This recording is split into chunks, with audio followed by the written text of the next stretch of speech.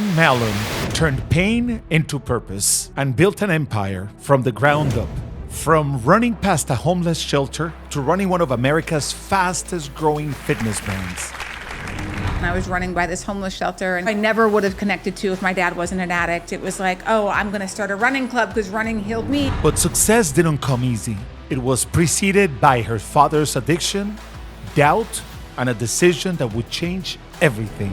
When that happened, it was like, I did a really good job. Did the thing I said I was going to do. I built something that was worth hundreds of millions of dollars. She believes in speed, in endings, and in rewriting the rules of what a woman can do at any stage of her life. I believe in endings and I want to be in control of those endings. This is a story of how struggle becomes strength and how one decision can rewrite your entire future. Because every breakthrough begins with a challenge.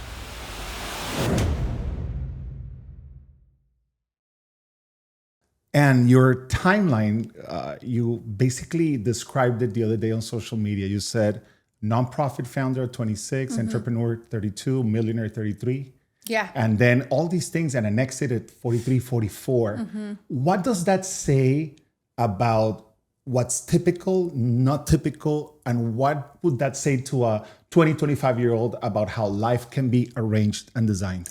Yeah, I think there's a ton of different ways to live a life. And I think a lot of times, particularly for women, because we have this quote unquote biological clock, we all think we have to do things in a certain order, whether or not that's aligned with us or not. And I think that makes people feel frustrated about the course of life, especially as we're living longer and, women want careers and we want, different things. So I've always just known from a young age that I was going to do what I wanted to do when I wanted to do it. And so I try to tell that story a lot to let women know that they're not behind, that you've got to do things that feel in alignment to who you are, and that there are different seasons and chapters for all kinds of things in life.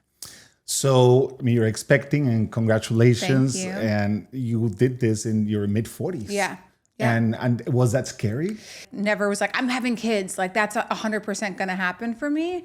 I was always, it depends. It depends on where I am in my life. It depends on my partner.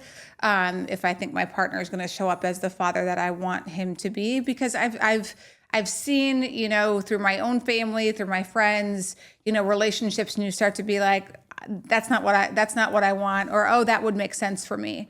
So, I married somebody who, kids is really important to him. So having kids with Brett made sense. Now, if I ended up with a partner that they weren't particularly interested in having kids, I don't think I would have forced that. Like I would have been happy and fine, either way. And I think a lot of times women get asked like, oh, do you want kids regardless of like if there's a partner? But men don't get asked that. Like there's not a lot of men who would go have a kid on their own without, a woman You're to right. support. You're absolutely right. Yeah, but women, so it's just like, and Brett was concerned about that too. Of like, well, if you don't want kids, I'm like, yeah, but I would never be the kind of woman for me to just figure out a way to have kids on my own. Being a single parent was not something I was going to plan to do. I wanted a partner to do that with, that I respected and admired and knew was going to be a great dad. So we're very excited. I still feel like we have no idea what we're doing, but nobody does. And entrepreneurship reminds me that like I figured out all those other things. I can figure this out. Yeah, absolutely. Yeah. You know what? Talk about entrepreneurship and family. I know that, you grew up with a father who had to deal with addiction. You have, publicly shared that story before. Different types of addictions are from one thing to the other. And at some point you have even said that you tried to fix him when you were very young.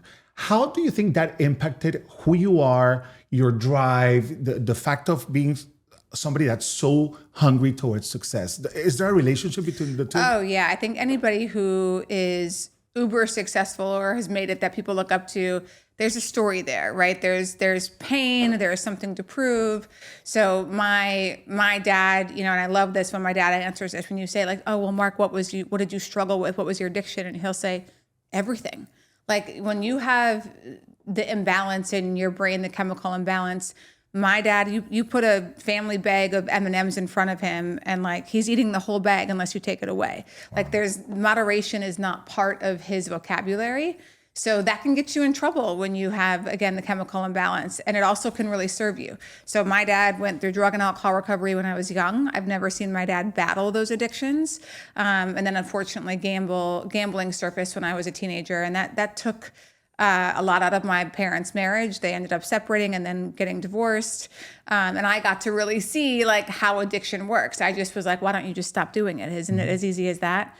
And my dad would always say when he would go to the casino, he would always think about what he's going to do when he wins. It was never like, oh, I'm going to go and lose money today. You know, it's the addictive, like, the high and the dopamine and the rush of winning, just like drugs and alcohol give you, of the oxytocin and dopamine.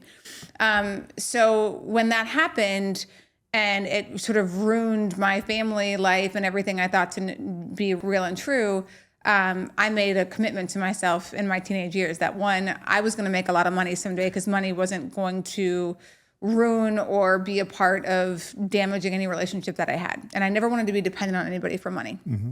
I saw my mom, again, just go through that. And I'm just like, it just seems like a scenario I'm not going to put myself in. And then the second one was that I was going to be somebody someday. I didn't want to be a statistic of a kid whose dad was an addict or whose parents were divorced. I just thought, I'm going to use all of this to figure out how I can make myself better, make impact, help people. And it took 10 years for that all to come to fruition. I think a lot of times, especially in our 20s, when we're ready to be somebody and we're ready to do something great, we get frustrated that's not happening right when we want it. But I never lost sight of that. And so, 10 years later, when I was running by this homeless shelter and connected with these group of guys outside the homeless shelter, who I never would have connected to if my dad wasn't an addict, it was like, oh, I'm going to start a running club because running healed me. And it all just started to make sense that I could help people by using my pain. Interesting, because that's exactly how you opened this nonprofit that you grew in this very amazing way. Now, it makes me wonder, all the hard work that you've put into the nonprofit, then into Solidcore and everything that you do, is there a little bit of an addictive behavior in there that has been turned into a positive thing? Yeah, I definitely think so. Again, I've always been smart enough to not engage in things that were going to harm me, but I'm also, again, a true entrepreneur. I don't like rules for the sake of rules. So I'm either all in or I'm not. Like I when I dabble, or if I'm kind of interested, I've been that way with dating. Like I've never dated somebody I was kind of into. Like if I'm not 100% from day one, I don't want to see you again. And so both with Back on My Feet and Solidcore, I felt it with every being of my existence that like, this is what I'm supposed to do. I'm the perfect person to do it. Like running was such a big part of my life. Again, helping people with addiction made my life made sense through my dad's addictions. And then same thing with Solidcore, I was like the workout queen. And when I found Pilates, I was like, no one knows you can work out like this. And I started to get stronger, and I felt very passionate about bringing this workout and educating the rest of the world, particularly women, about strength training and Pilates and falling in love with your strength. So again, it's like when I was building both of those entities, it's all I did. I only hung out with anybody who had something to do with Solidcore. And if you didn't, I didn't want to spend any time with you. That's just the way it was. So going back to the nonprofit that you created, it's interesting because I don't hear of a lot of people that have had a successful entrepreneurial career that started in the nonprofit world. Yeah. Is that an alternative? Is that something that maybe people have overlooked, and maybe you overlooked the idea of doing nonprofit work, and maybe there is a path from nonprofit to entrepreneurship and profitability and exits? What can you tell about that to someone who's trying to find a way? Yeah, of course. And people always ask, what's the difference between a nonprofit and a for-profit? And, the obvious difference is with a nonprofit, the money stays in the organization. I didn't take out distributions. I didn't own it. No one owns a nonprofit. Like it belongs to the people, so to speak. And the board has the financial oversight. But when I was starting, I was so desperate, Alberto, for purpose and impact. I didn't care if it was a for-profit or a nonprofit. I just wanted to feel like I was contributing. and making impact and frankly making my life make sense. So for 10 years, when I found out my dad was an addict when I was 16, nothing good came from it, right? Tore my family apart, my parents' marriage, and there was a lot of resentment that was harbored for years. So when I discovered or found these guys outside the shelter and made the connection to like, I can use running to help these guys understand their strength, that they can be somebody different than who they are, it was like making my life make sense. So it didn't, people were like, oh my gosh, Ann, how did you have the guts to like make that decision? It felt like I was being pulled there. Like it didn't feel like a sacrifice. It felt I was in alignment with who I was and how I needed to heal myself. So the fact that it was a nonprofit, like I didn't debate, oh, maybe I should go start a for-profit instead. It was just my path. So, but having a nonprofit is very entrepreneurial. I had to figure out how to raise money. I had to figure out how to build a brand, how to get people involved. Makes a lot of sense. Yeah, there's nothing different about it. Frankly, you could argue that asking people for money out of the goodness of their heart without getting, it's a very transactional relationship. And going around the country raising money to say like, I had to really tap into people's emotional side of things without them getting anything in return, but feeling good about, using their money in that way. They weren't going to make some sort of financial return on it either. A little tax break though. Yeah, a little tax break. But well, you need a lot more than the tax break to convince someone to actually donate to your organization. Well, opposed to another one. Exactly. I was going to say, not just that. I'm the majority of people in Back on My Feet were grown men. And there isn't a lot of sympathy for grown men who end up in homeless shelters, right? It's why can't you take care of yourself? Like, you can't get a job as a 47-year-old man. So we had to really do a lot of highlighting work on the stories of our members, how they got there. Addiction was a big part of how they ended up in a shelter. And then we would highlight the hard work that they were doing of like, they're waking up 3 days a week to run at 6 a.m. They're doing all of the other things we ask of them. They're showing up on time. They're disciplined. Their attitude. They're going through job training. They're going through financial literacy courses. They are trying to make their life right. This is all within your nonprofit. Oh, yeah. So although we have the image of this having to do more with run clubs Right. for people that don't have a home, etc., there were programs around there, Exactly. around that Yeah. that implied financial literacy and other stuff. We were never about, I was smart enough to know early on, if I was trying to build a run club within a homeless community, there's only so much that people want to give money to do that, right? We were trying to actually help people get out of their homeless situation, move out of the shelter by using running as the vehicle to change identity and change the way that they saw themselves and what was possible for them. So running was always the first step, and then community, and then trust, and then belief, and then job training, employment, and then housing. Amazing. Just amazing. It does sound like almost like your second attempt to fix your dad. Of course it was. There was like... I'm sorry if I'm No.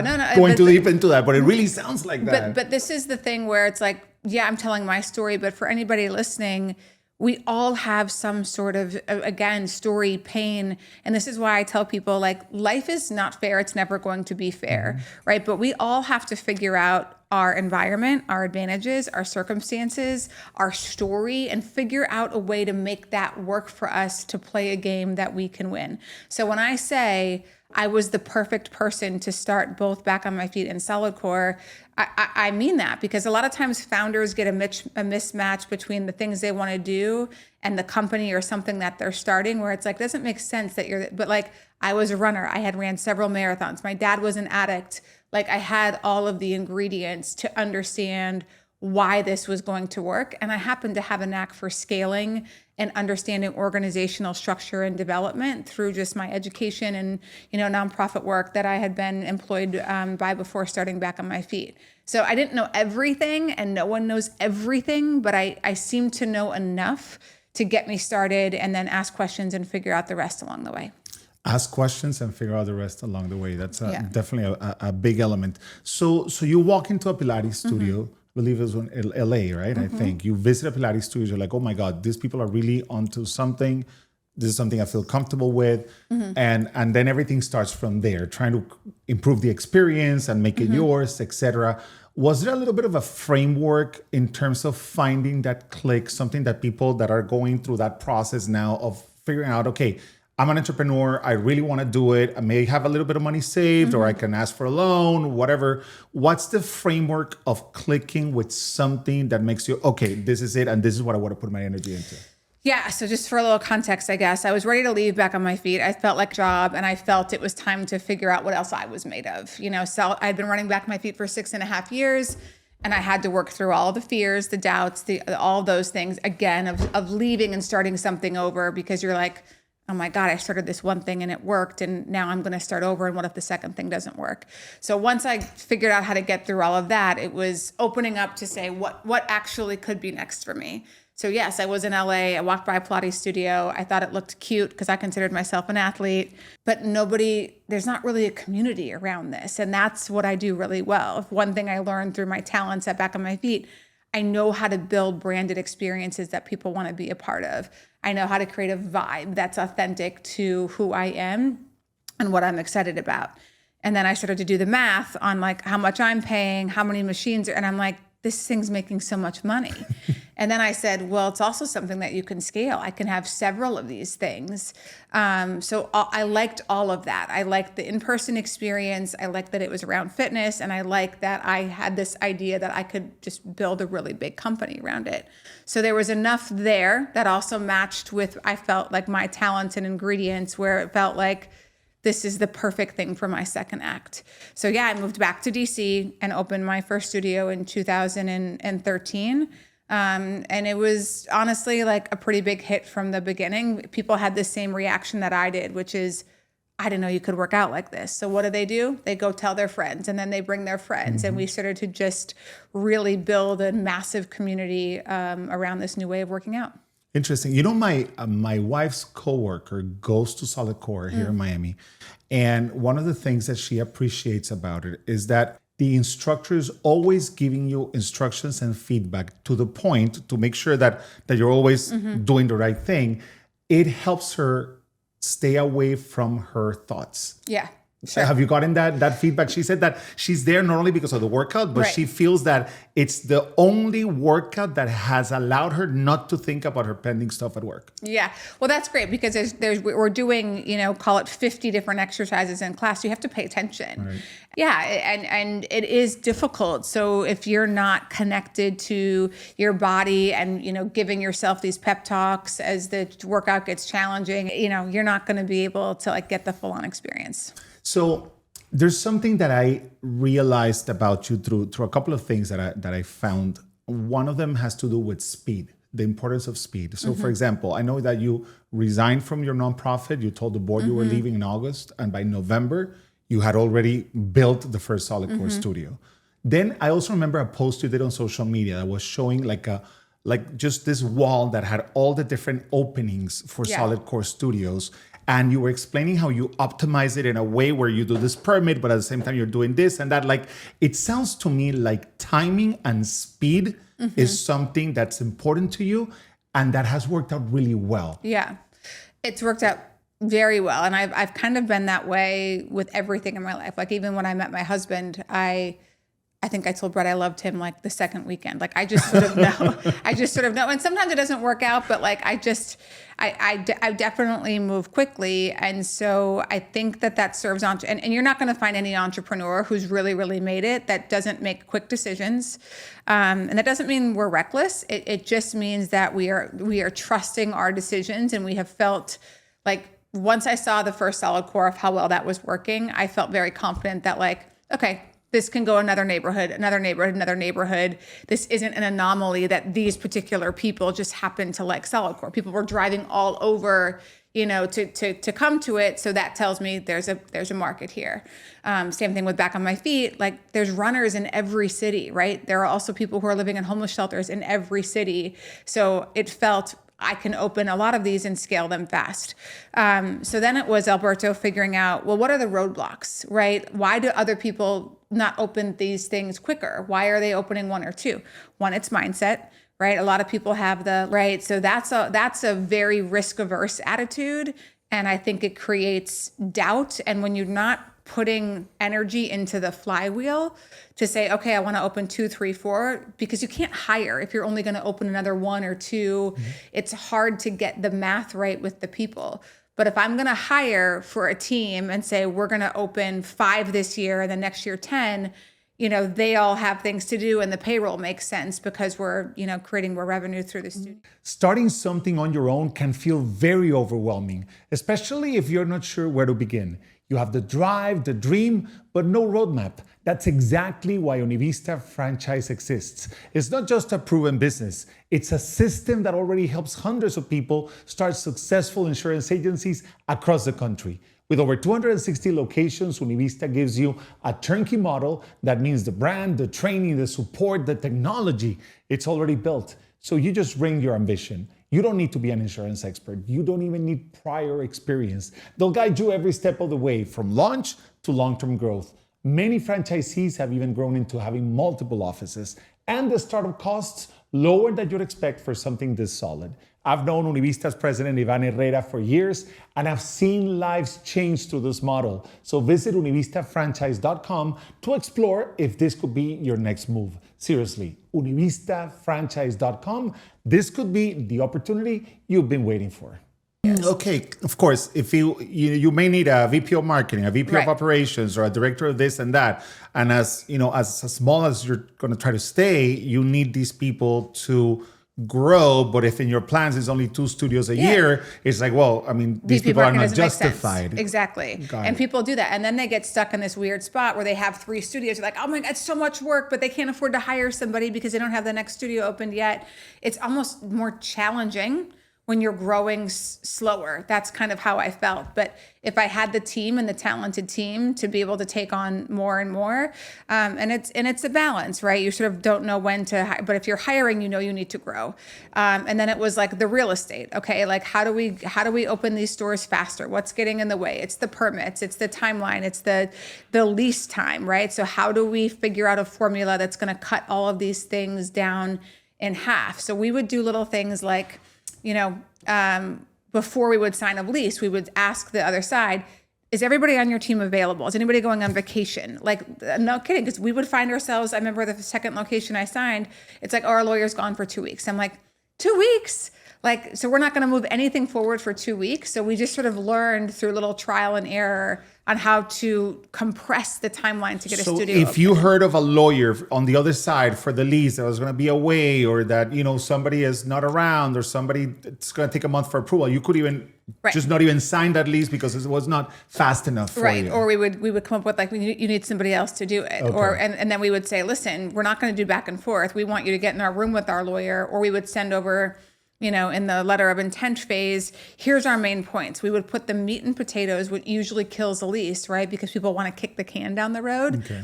And then you hear these deals die at the 11th hour, and you've put all this time and energy, and now you don't even have a studio that's going to open.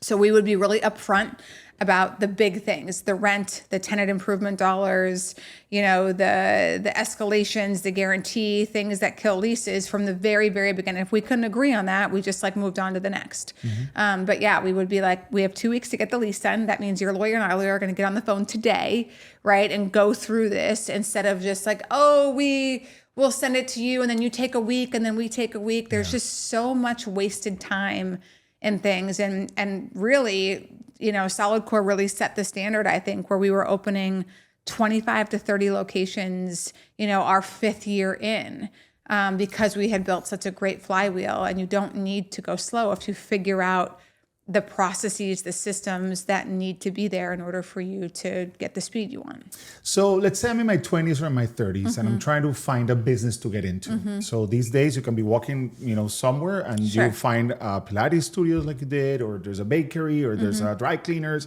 But maybe I'm online, I'm browsing, and I'm like, okay, let me see. Is it affiliate marketing? Is it this? Is it that?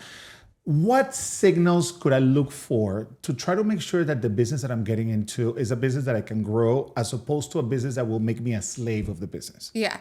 Well, there's so many things involved in that. One, I really believe that you have to get involved in a business that you care about, right? Because not every day is exciting, right? There are mundane things that you have to do in your business. And if you don't care about what the actual business does, so for example, if it's like, oh, I want to own a laundromat. I'm like, are you going to really get excited about waking up every day to help people do their laundry? Maybe. I don't really know that, but you've got to figure that out. So for me, again, it was always health and fitness. When I can help people be healthier and happier, and I have a company that does that, that was very exciting to me. So that's the first part of it, is like, do you have the passion, for the business? The second one is, what skill sets do you have that are necessary for the business to be successful, right? Every business, you have to manage cash flow. A lot of times I see founders who don't manage cash flow well, and their business, either really suffers or doesn't exist for very long because you can't make payroll or blah, blah, blah.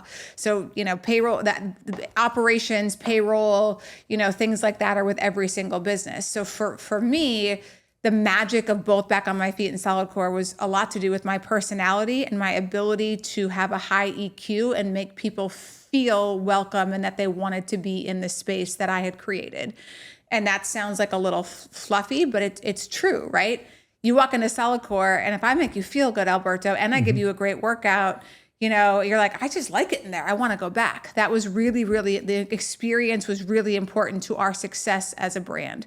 And so you have to match those things up really well. And then I think the third one is, not everybody has to build a massive business. That's not the definition of success. So you need to ask yourself, what would be the goal here? Am I going to build something that's a lifestyle brand? Do I want to think about where my life would be in 10 years? Because I talk to founders who have never thought about that, and they are still working for the business. They can't get out, they're tired, and they're not succession planning or really thinking through processes, systems, scalability, delegation, elevation. And I just happened to think about that from day one at Solidcore, that I wanted to build an empire, that at some point I'm going to want to move on from Solidcore, because I was smart enough to remember when I started Back on My Feet, I thought, oh my God, I'll do this forever. And at some point I wanted to do something else. So I sort of said, this is going to happen at Solidcore too. I want to make sure that I build something that's going to work without me. So that comes to, again, team, process, formulas, things that can be teachable. And I'm really proud the fact that Solidcore is doing so well, and I haven't been involved in the last couple of years. Like, that's a test of a really good founder.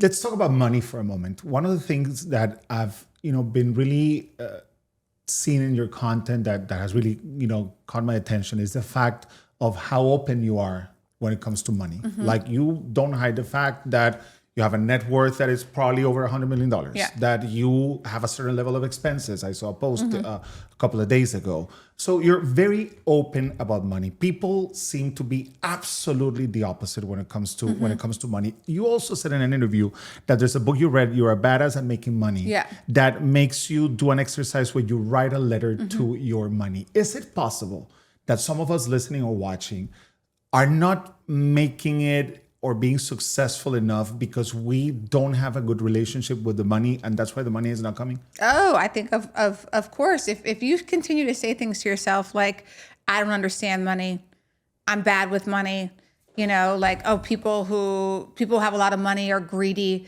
whatever negative connotation you have, it's no different than saying like, I'm never going to meet anybody. There are no men to date. There's no men in Miami, right? Because what you do when you say that out loud, one thing I have learned is we want to be right. So we start to look for evidence of any bad date you go on. It's like, see, told you there's no men in Miami, right? Or let's just say you overdraft your checking account. Oh, see, I'm so bad with money. So you have to, one, start to think like, okay, why do I think these things, for one?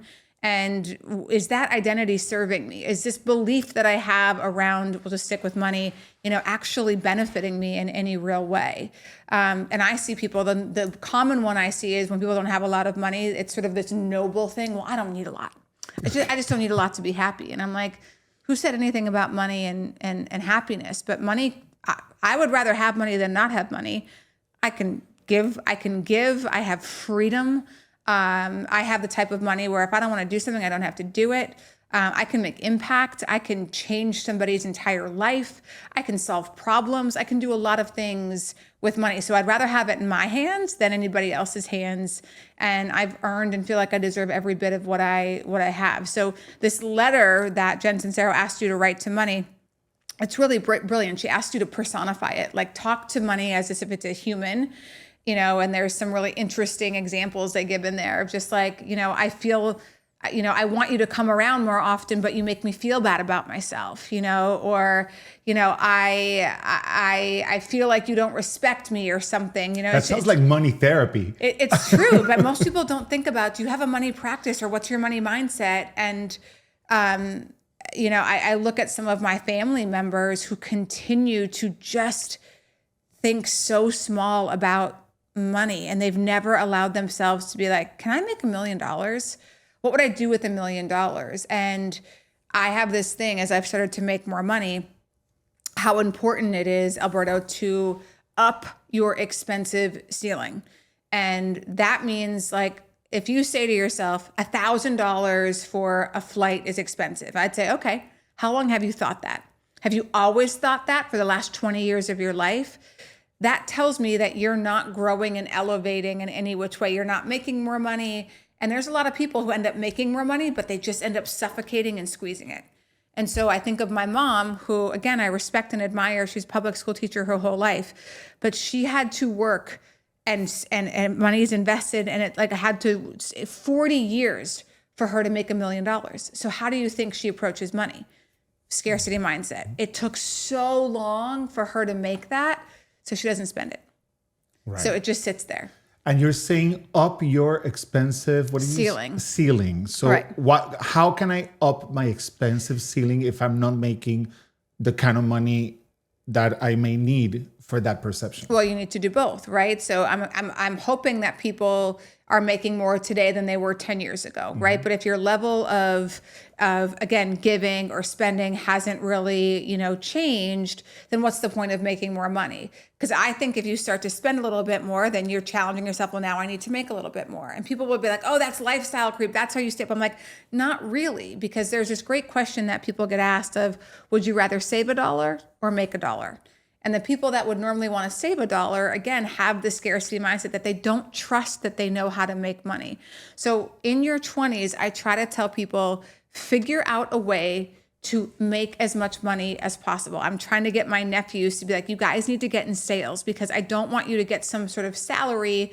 I mean, you're new into entrepreneurship too, Alberto, where you get to eat what you kill. And I want them to understand that I want you to start thinking about your time value of money. How long is it taking you? Some people are like, I have $100,000 salary. Like $100,000 sounds great. But I'm like, if you're working 60 hours a week, you're working for like $18 an hour. Mm-hmm. Is that what you're saying your time is worth?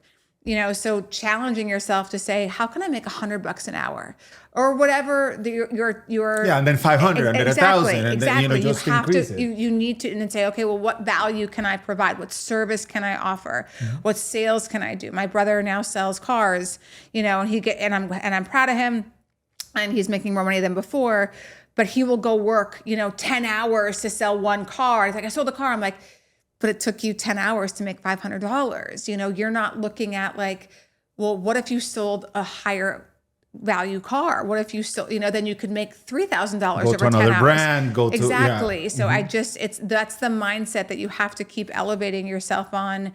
And then you say, okay, well, I've made X, so now I'm going to spend this. So when I sold Solidcore, I went and bought a Bentley. I went and bought a $288,000 car because I could afford it. And at face value, you're like, that car's expensive. I'm like, not relatively speaking to how much money I have. That's the same of somebody who makes $200K buying an X amount of car. Mm-hmm. But if I don't stop and really think through and do that work, then I'm never going to spend any of my money and I'm going to die a billionaire. Mm-hmm. I don't want to die a billionaire. I want to spend, live, give, enjoy, pay for things, and make sure I'm living my life to as optimized as possible for what that means to me. Some people talk about like letting money kind of like circulate through you, right? Instead of just being stuck with you, right? Just what's the biggest misconception they have about somebody who has made a lot of money through selling a business? Yeah, well, this is why I'm so vocal about money, because I do think people have negative connotations. I think they think that like you were greedy or you're a bad person.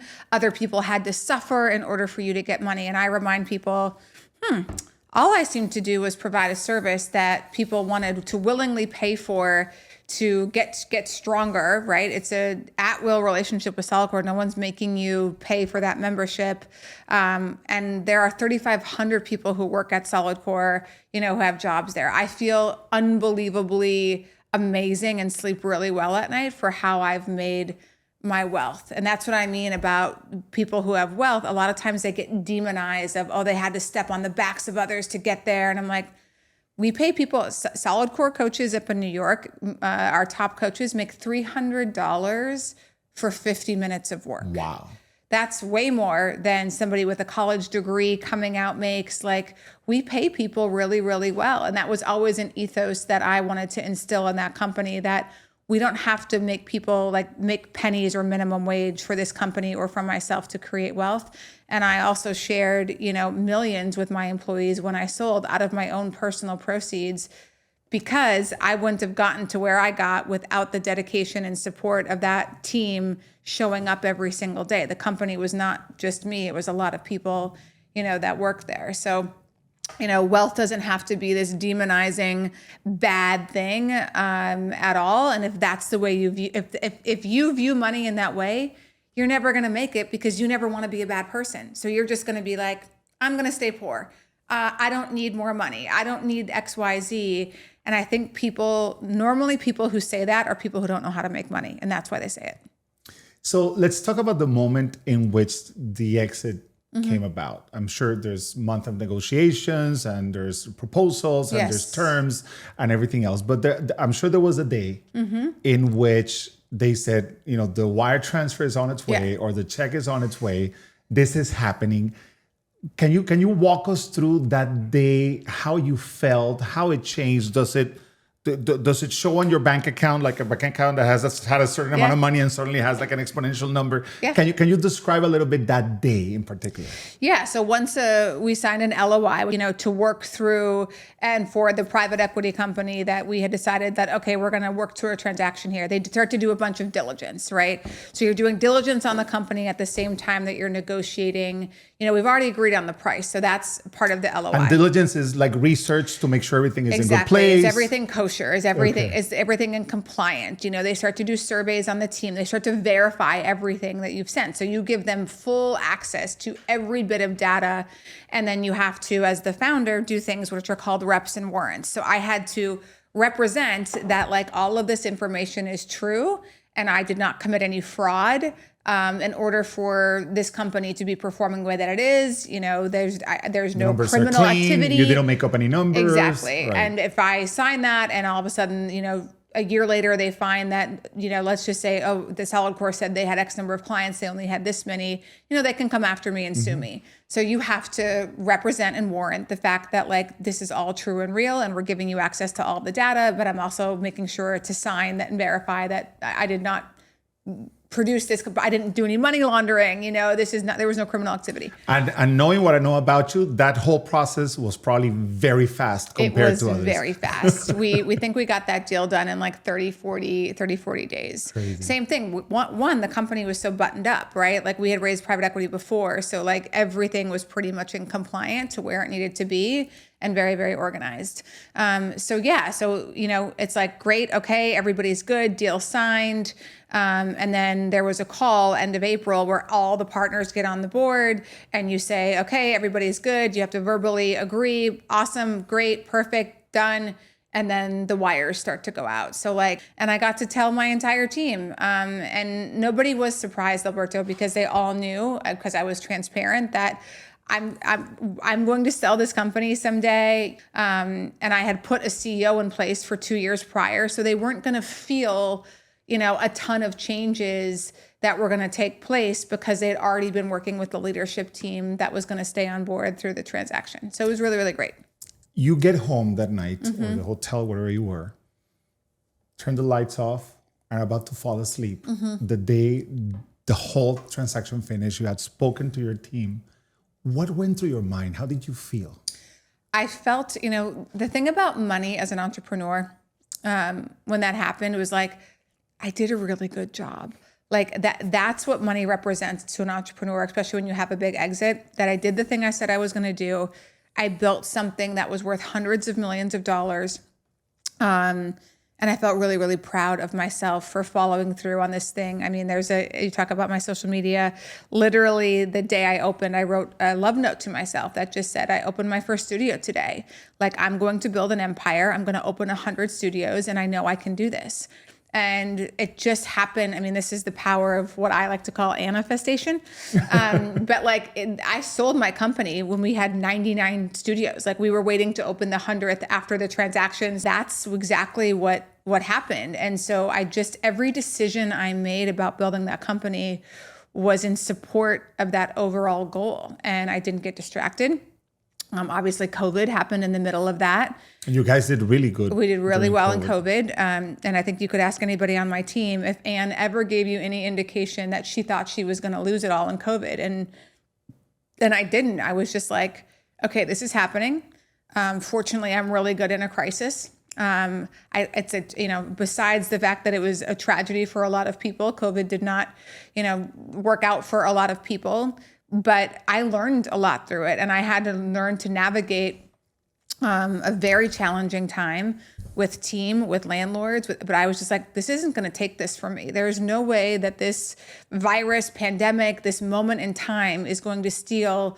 I had 75 studios by then. I'm just like, it's not happening. We will figure out a way to navigate through this.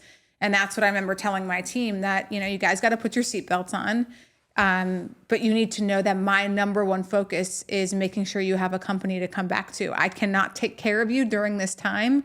We don't have any revenue. We're not operating. You guys all need to go get unemployment. That's what you've been paying in for.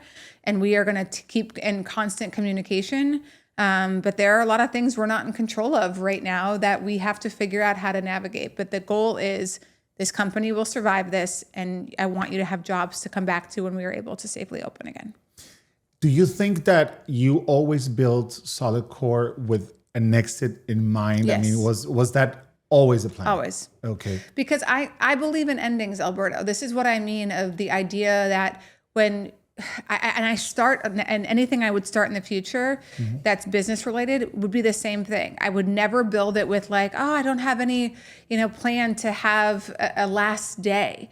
Because I believe in happy endings and I want to be in control of those endings. So let me tell you what would have happened if I didn't do that and I was selling and raising private equity. They would have been like, oh, Anne, you're coming with. Like, you haven't put any succession plan in place. There's no other real leader that we've shown can run this thing. So we're going to buy the company from you and now you're going to work for us.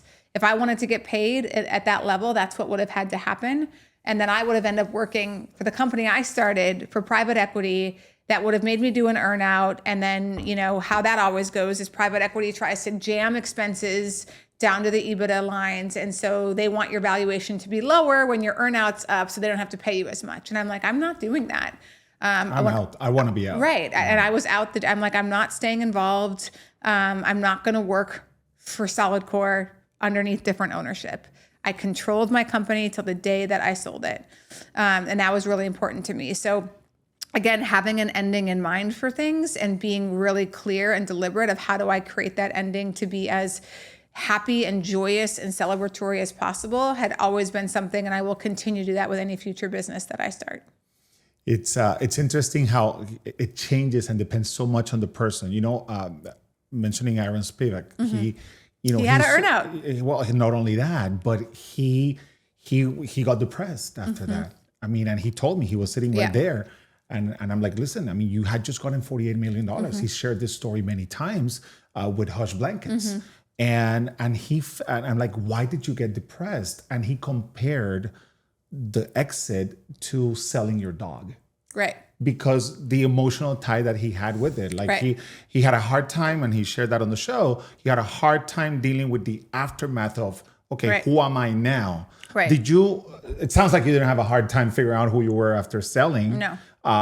So who have you been after selling? How did you define yourself when you're the one that founded Solidcore, but you're not the Solidcore gal anymore? Yeah. Well, that's not true. I'm still the Solidcore founder, and I will always be the Solidcore founder. So that's a principle. You will always be I'll always be the founder. I'll always be the founder of Back on My Feet. And anybody else who comes and goes, you can say you're the former CEO, but you're not the CEO.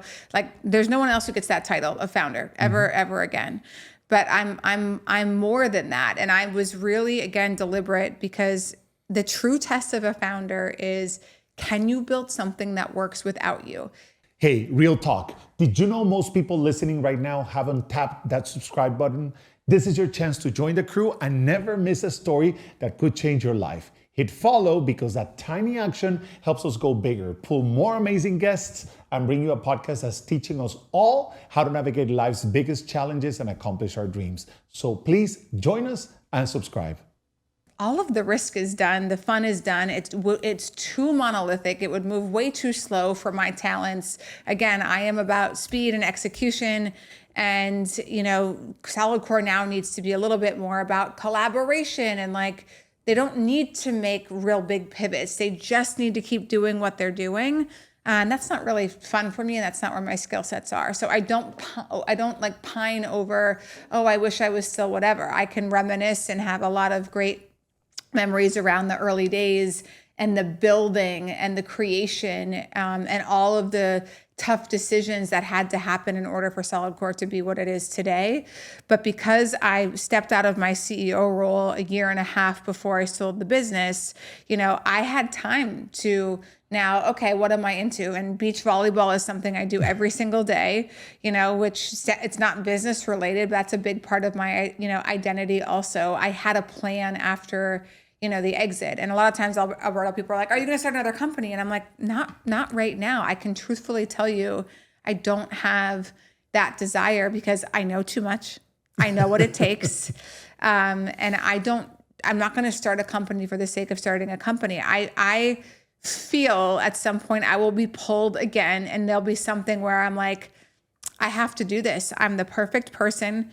I care a great deal about X, Y, and Z. And it's time. It's just not that time right now. I see baby products or services in your future. And who knows? Who knows? Like after, again, another experience where you may have a frustration or just like something's not there, that could absolutely happen. But I can tell you, everything that I've done entrepreneurial has happened out of just my authentic self and being who I am and discovering something that I could create that reflects that. Mm-hmm. What would you like someone listening or watching right now in their mid-20s, trying to find their way? What would you love for them to do right after listening to this episode? I think you should write down what are the things that you love to do. And then you should write down what are the things that you're excellent at, and start to pay attention and put out a little bit into the world that you're ready. So I can tell you, before back on my feet, those 2 years, I was so frustrated. I was like, God, I know I'm supposed to do something big with my life. I feel it, and I can't figure it out. I don't know what it is. I was reading all those stupid books. I was like, just anything and everything, all the proverbial rocks, like, and I remember just like sitting there being like, can someone just tell me? Like, tell me, and even putting that out to the universe. And then having that day when I ran by that homeless shelter that I had ran by hundreds of times before. And then the moment struck me, and it was like, oh my God, I'm going to start a running club. And I felt it. It was just like, this is it. I kind of like had the vision really, really early. And even though it didn't make sense to anybody else, it was an alignment with all the things that I was asking for. So one, being frustrated is part of the process.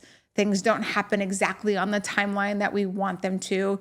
But if you're true and authentic to who you are, the things you love to do, what's important to you, and then figuring out what your talents and skill sets are, like that is where all of the magic stuff happens. But you have to be open to looking around, putting it out there, and don't miss it when Alberto, I was also, I was challenged because I had just taken a job at Comcast, which was a huge company. It's headquartered in Philly. And I was being challenged. I was being tested, and I do think it was like, but you've also asked for this. You've asked for impact, purpose, and there's a lot more risk associated with this. But if you're serious, the universe gave me that opportunity. And fortunately, I think I passed the test. Finally, let's imagine for a moment that we are at 100 years from now. Mm-hmm.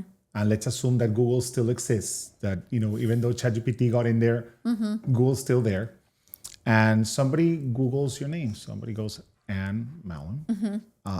What would you like those top 5 or 10 results to say? Wow, that's a good question.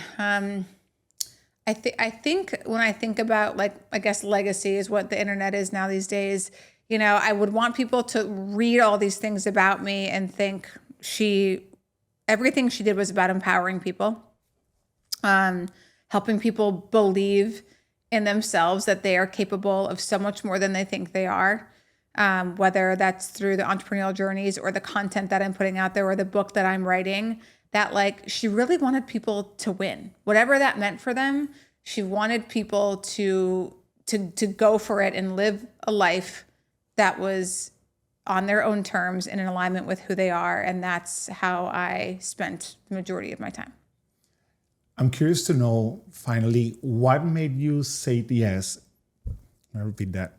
I'm curious to know what made you say yes to, in terms of your mindset, to a perfect stranger like me that DMs you on social media and asks you to come to a podcast like this. Where is your mindset in terms of that made you be here today? A couple of things. One, I get asked to be on a lot of podcasts, and I don't say yes to a lot of them because they have to make sense for me too. So one, your persistence, right, was important. I sort of like that. Like, you just weren't sort of giving up. You were super kind and also telling me why this was important to you and what you were trying to do and who you're speaking to. You know, people in their 20s wanting to be entrepreneurs, you know, and you've done a great job of, I also felt like you're in alignment with writing the book, like the things that you have been doing and putting out there are also in alignment to that. So that stuff is all important to me. And I'll say no to people who have a 2 million, following on social media, just because I'm like, I'm not really in alignment with that person. And like, yeah, it might get me more followers, but I don't really care about that. Like, I'd rather do things with people that I feel I respect and admire, and have similar values. Well, I appreciate you being here. Appreciate you saying yes to a perfect stranger. It means a lot. And I want to thank you because I feel that today you have given hope to a lot of people, including me, that, you can share your story that is so aligned with who you are, so aligned with your principles, that you are truly proud of the fact that you have made a great living and great money and great fortune without harming others, and that you can live with, going to bed, going to sleep every night saying, I haven't screwed anybody and damaged anybody to be where I am. It just means a lot. And I think that your story, what mainly gives me and people listening and watching is hope. I think that you really give people a lot of hope. And the fact that you're so approachable, so open about your story, about what you have and what you don't have, it means a lot. So thanks again for being here. Thanks, Alberto. I appreciate that.